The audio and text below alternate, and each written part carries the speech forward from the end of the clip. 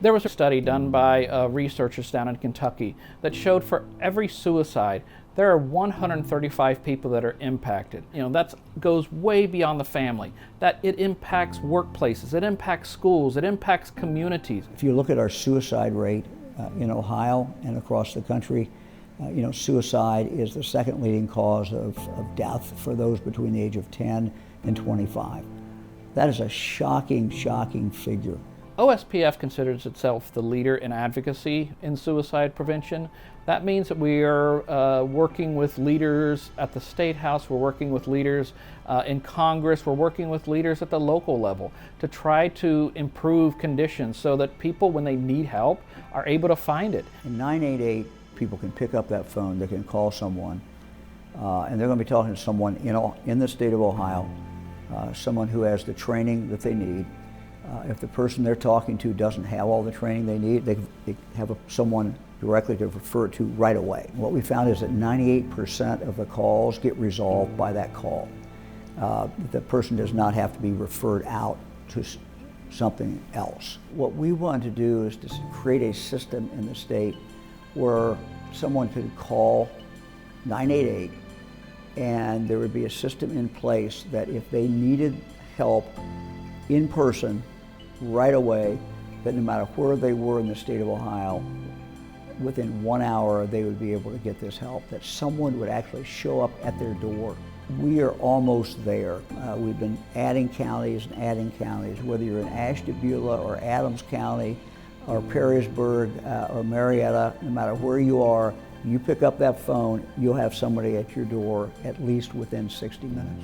And there will be people who are qualified to assess the problem and to get you the hands-on help that you need. So the Ohio Suicide Prevention Foundation works with over 70 coalitions around the state. What's a coalition?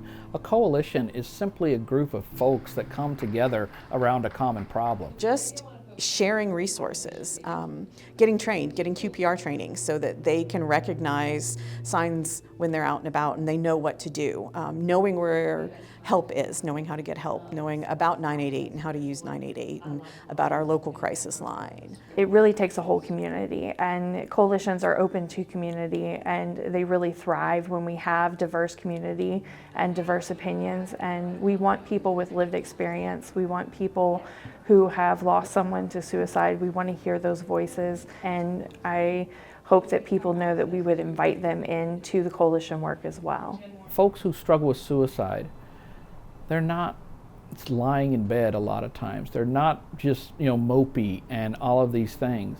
They look like the happiest people in the world. If you suspect something, even though they may be putting a smile on their face, even though they may be making jokes, but there's just something off, go to that person and reach out. Everyone should be a voice for suicide prevention. It doesn't take folks who are just therapists. It doesn't take folks who have proper trainings in counseling or anything like that. It is literally anybody can be a voice for suicide prevention.